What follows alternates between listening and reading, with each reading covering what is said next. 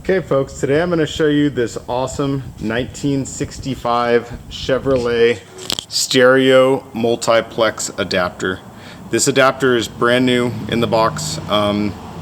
It is in absolutely awesome shape. You'll see more in the pictures. I haven't done anything to clean it up at this point because I want to test it first. But not that it needs much cleaning at all. It's cherry.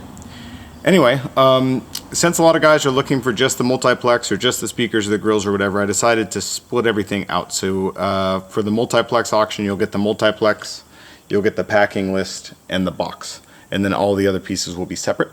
The purpose of this video is just to show you that the multiplex functions as it should. But since we're taking the video, I might as well show you around a little bit so you can see everything that is available.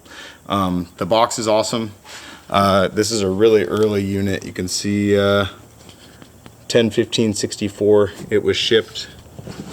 Pretty cool. Shipped Air Express to State Chevy Inc. It looks like. Anyway, Youngstown, Ohio. Really cool. It's a recent estate sale find. The grills are awesome. You'll see more in the pictures, but there's no major corrosion, anything like that. Just really nice original grills. The speakers, same way.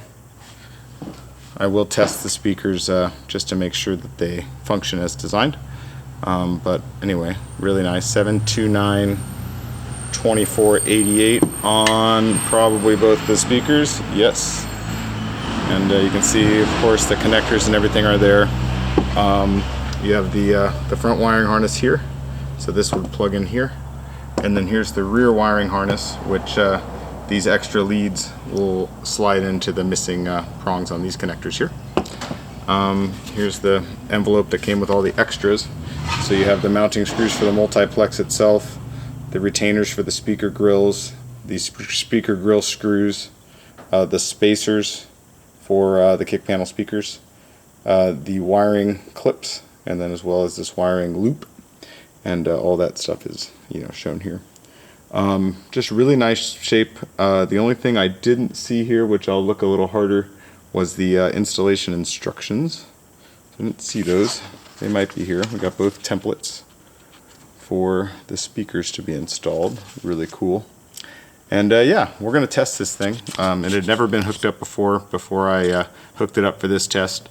I know a lot of people will say that this is no longer NOS now that it's been powered up, and that is a reasonable thing to say. That said, I'd rather test it, find out if it's working, rather than find out that it was something that was faulty when new or something like that, and that's the reason it stayed in the box. Anyway, it works great, it looks great, and again, you'll see more in the pictures. To install these on one of the radios, this particular unit was made for a 65 Chevrolet full-size, so an Impala, Caprice, Biscayne. It will also fit other models from 65 to 67, so that includes Camaro, Chevelle, Nova, Corvair, and Impala. The only thing that makes the 65 unit unique is it used these rivet-on brackets. The later units used a bolt-on mounting bracket, but this will function just as it should in a 65 to 67 application. The knobs, of course, are 65, 66. If for whatever reason you need 67 knobs, I could swap these out for a nice used set of 67 knobs, but these are correct for 65 and 66. Okay, so now we're going to test this puppy out. We have it hooked up to a 12-volt power supply, an antenna, and the correct 8-ohm speaker. I'll test each channel independently so you can see each one plays loud and clear. What can I tell you here? One thing to keep in mind, the 12-volt power supply is a pretty low voltage unit, or low amperage unit rather. So you might hear some distortion as it's starting up. That's just it trying to get started.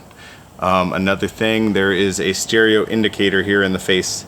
You'll see that turn on and off as we go from strong stereo signals to non-strong stereo signals.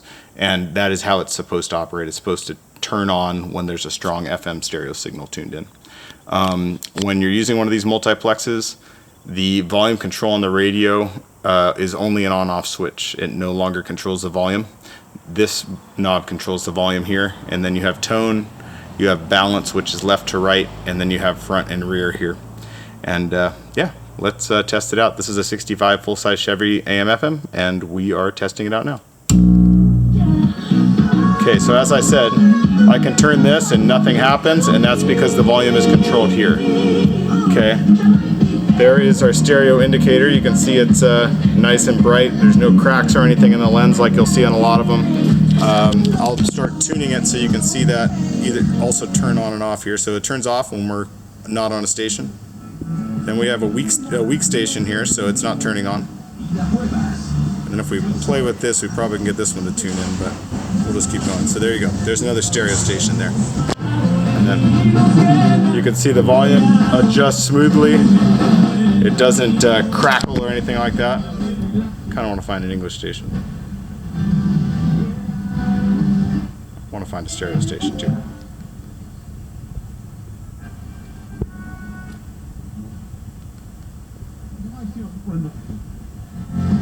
Okay, there we go. All right, so I'm going to show you that all this, well, maybe I'll show you the tone and everything works first. So this is our tone. You can see we go to bass, treble on this side, so hopefully you can still hear the difference there. Then we got balance, so this is left and right. Since we're just on a single channel right now, one way is going to make it fade out, the other way is going to pull it in fully, and then same with the front to rear. So one way is going to make it full sound, the other side is going to make it fade out. Now I'll show you the different channels. So the connector here has 4 channels of audio and 2 grounds on it, okay? So we're going to try to find all the ones. Right now we're in the far left connector here. We'll go over 1. That's another channel. And I think there's one more channel on here. There we go. There's the other channel. And then finally we have 1 down here. There we go.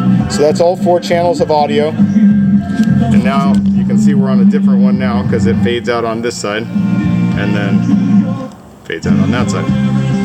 Anyway, it plays loud and clear, guys. Just a really nice factory multiplex adapter. It's new old stock. Again, the chrome is fantastic. Man, I wish I could show you this better, but this thing is beautiful. You'll see more as far as the wrinkle finish and everything in the listing. I don't want to go moving it around right now and risk scratching it. You can see I have a piece of cardboard in between the two to keep it from getting marred up. But again, it's never been mounted. It's as virgin gets. If you've been looking for a 65 to 67 multiplex stereo adapter for your Chevrolet, this they really don't get nicer than this, guys. I mean, I can't speak enough about this multiplex adapter. So don't miss this. Also see my other auctions for the other stuff like the speakers, the grills, the templates, all the pieces you may need. And yeah, don't miss it, guys. Thanks.